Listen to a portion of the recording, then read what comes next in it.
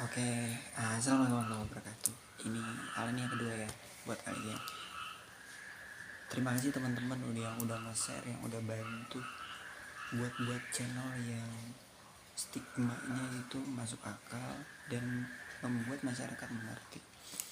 Orang-orang korup itu orang-orang yang mengasingkan kepribadiannya dan berusaha membahagiakan diri mereka untuk jalan-jalan, buang-buang uang, dan segala macam. Dan kita nggak tahu bahwa Quran Sik itu sangat berpengaruh di dunia keseharian kita. Seperti halnya channel yang tadi, yang barusan gue tonton sampai yang kemarin, beberapa bulan yang lalu, beberapa minggu, dan beberapa tahun yang lalu. Gue display lagi, di wild lagi, akhirnya diulang lagi, ditonton lagi. Perspektifnya adalah ketika gue menonton sesuatu yang sekiranya menjadi solusi atau debat, menjadi satu ide. Lah inilah, tahu kan yang tadi gue tonton itu apa? Di YouTube channel yang sekalinya gue like atau gue subscribe di sebuah channel yang gue gunakan di digital upskills atau di center design Mircheng, artinya sebuah operasional apapun bentuknya. Negara-negara yang disebutnya maju dan mewah ternyata memiliki hutang yang cukup lumayan fantastik.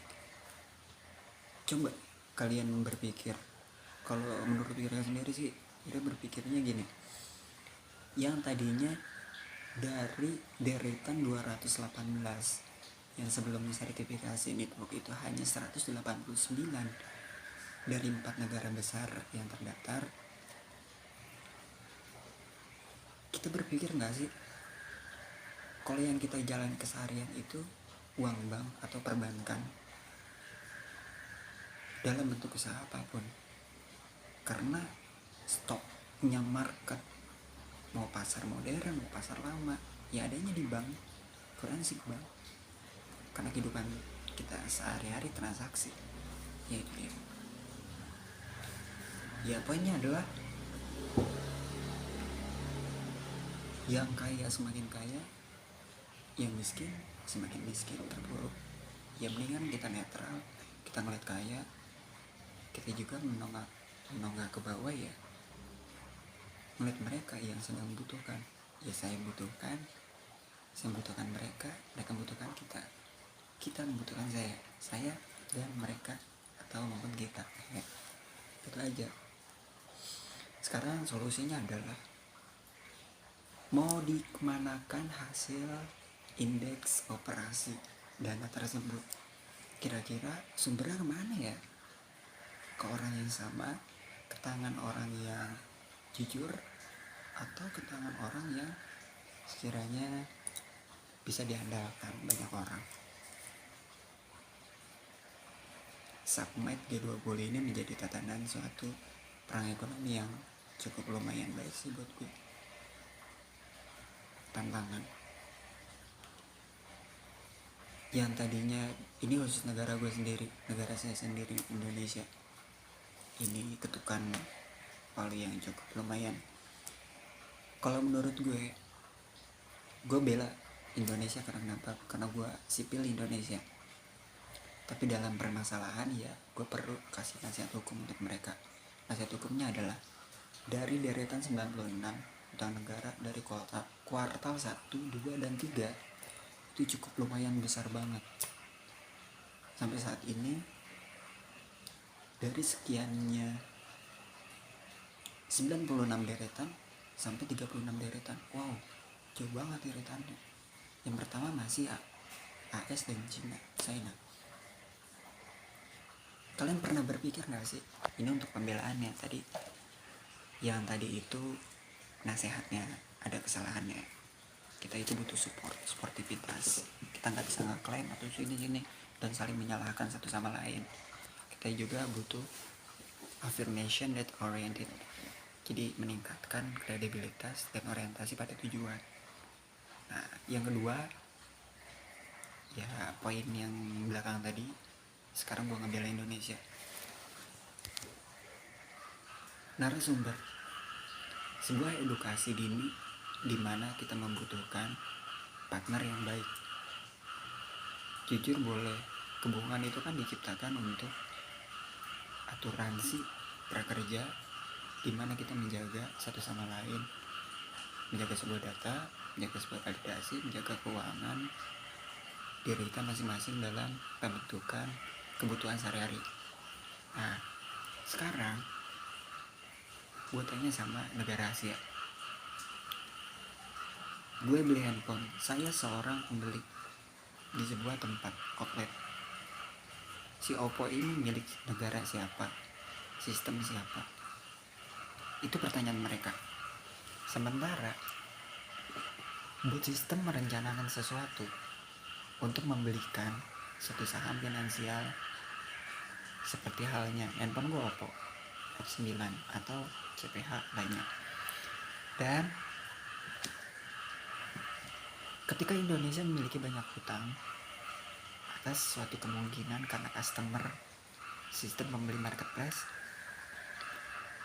di sini gue ada kejanggalan suatu data yang gue bela untuk Indonesia. Negara kita produktivitas pembeli loh rata-rata.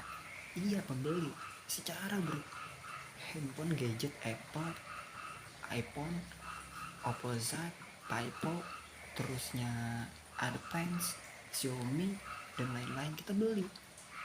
Kita nggak pernah ngutang dengan apa yang kita beli. Artinya kita pengguna gadget. Namun di sisi positifnya kita membeli apa yang sudah jadi milik kita.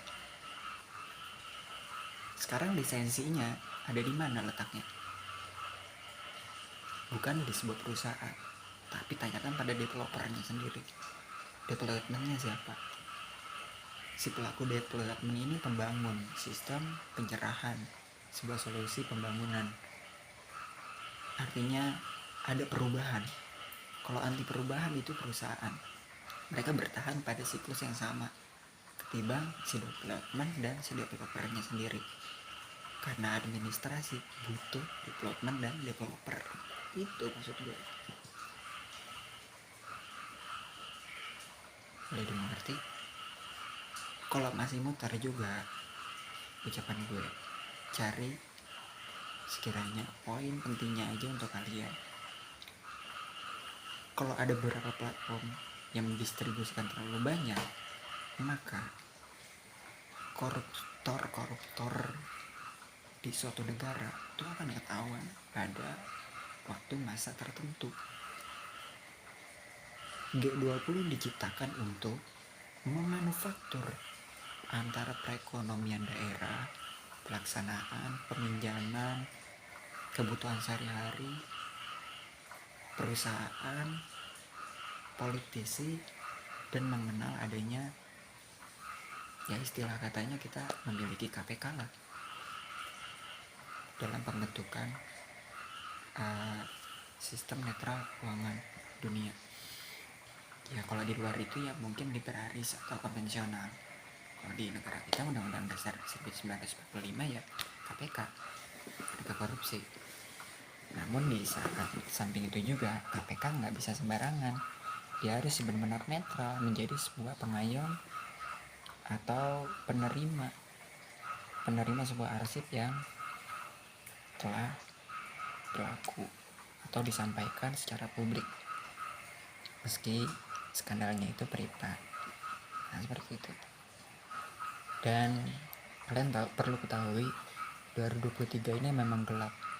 Gue kasih informasi gelap banget soal ekonomi. Karena kenapa? Bukan kalian aja, bahkan saya dari sejak awal pun kenapa berbicaranya terkadang di sebuah channel dari akun pertama pun kok nyambung gak nyambung, masuk logika gak ya?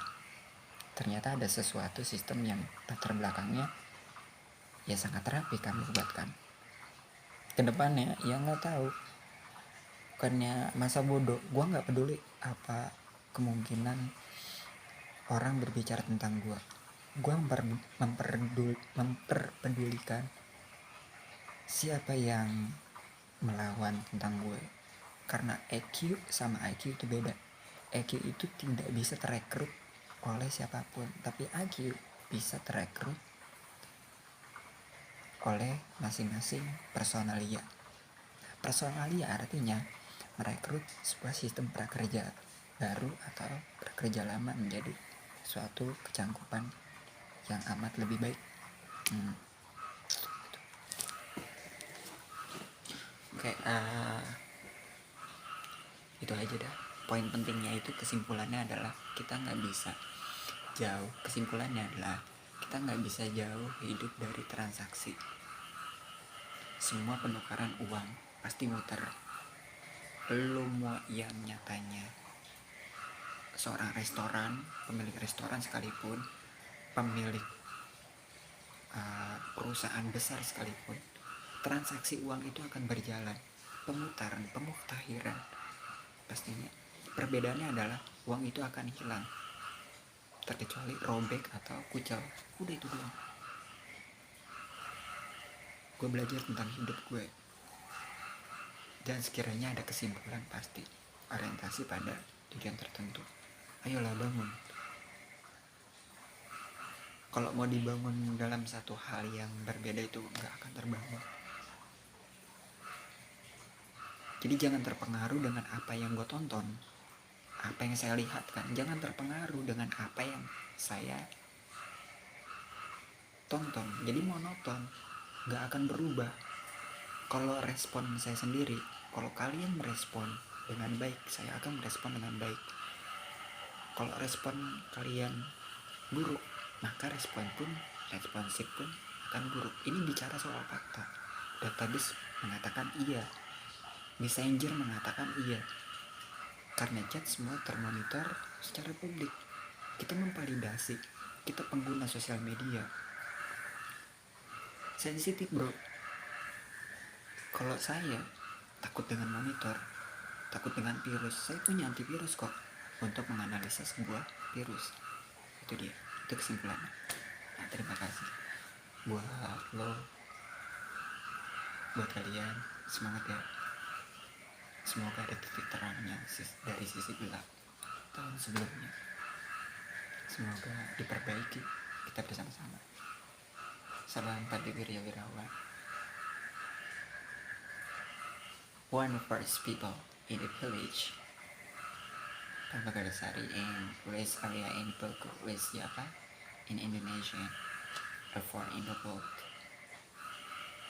links, libraries, signature, and terms, media social, marketplace, solution. Good luck. Goodbye.